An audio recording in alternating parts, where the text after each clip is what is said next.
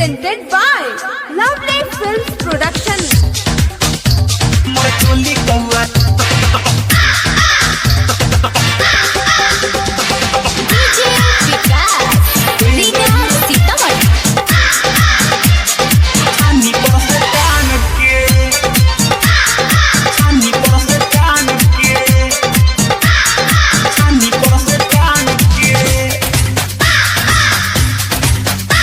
हम नैहर से तलाइल रहनी सखी से हो मांग के काव काव तो करते आइल घुसल छाजा लान के। हम नैहर से तलाइल रहनी सखी से हो मांग के काव काव तो करते आइल घुसल छाजा लान के। मोर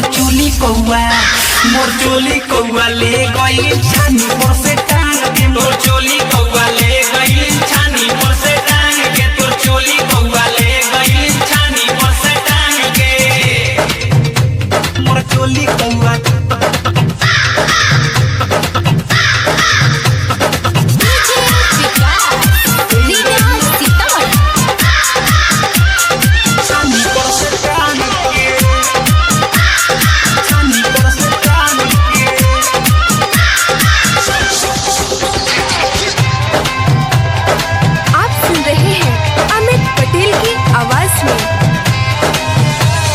रहे जाइल चुपे चोरी आइल जब लेके उड़ल चोली तभी हमके बुझाइल।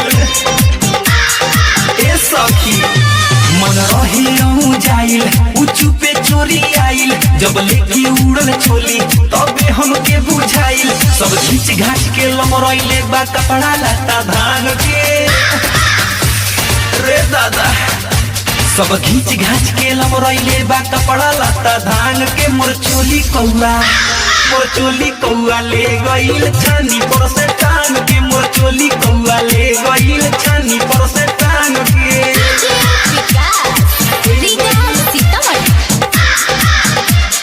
छानी पर से टांग के।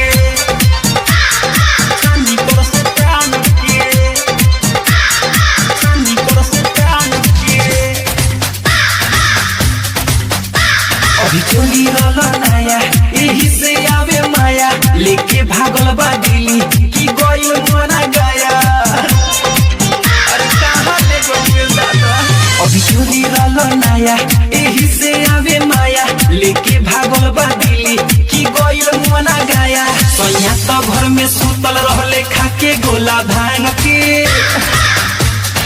ए सखी सैया तो घर में सुतल रहले खाके गोला भांग के। मोर चोली कौआ ले गई छानी पर से टांग के। मोर चोली कौआ ले गई छानी पर से टांग के। हम नैहर से तलाइल रहनी सखी से हो मांग के